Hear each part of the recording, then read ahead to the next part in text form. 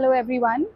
Since I got my children for swimming today, I thought I'll quickly bust some myths regarding swimming when it comes to children with allergies. Myth number one, my child is suffering from allergies. इसको बार बार सर्दी जुकाम होता है, इसको knows allergies है, ये swimming नहीं जा सकता। स्विमिंग से नेज़ल एलर्जीज़ पे कोई फ़र्क नहीं पड़ता है। जो बच्चे एलर्जिक है वो स्विमिंग पूल या स्विमिंग पूल के वाटर से एलर्जिक नहीं है, उनकी एलर्जी किसी और कारण से है। स्विमिंग के बाद नोज़ ब्लॉक हो जाती है काफ़ी लोगों की, और जिन बच्चों को एलर्जीज़ होती है उनकी नोज़ ज़्यादा ब्लॉक होती है। एंड इसका मतलब ये नहीं कि उनकी एलर्जीज़ एग्रवेट हो गई हैं, इसका मतलब सिर्फ ये है कि जो नोज़ में पानी जाता है स्विमिंग के टाइम पे वो अंदर ही इकट्ठा रह जाता है और वो नोज़ ब्लॉक करता है। सो स्विमिंग डायरेक्टली कोई प्रॉब्लम क्रिएट नहीं करता इन बच्चों में। Myth number two, children with asthma cannot go for swimming.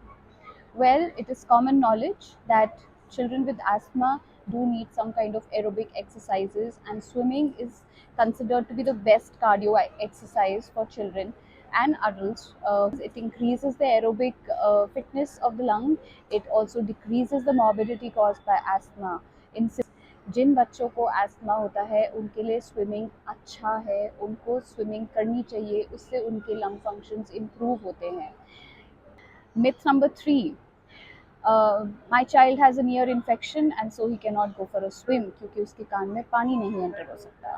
This is partly correct but the reason behind this is wrong. जिन बच्चों को कान में इन्फेक्शन होता है जो एलर्जीज़ की वजह से होता है वो कान के मिडल ईयर में होता है।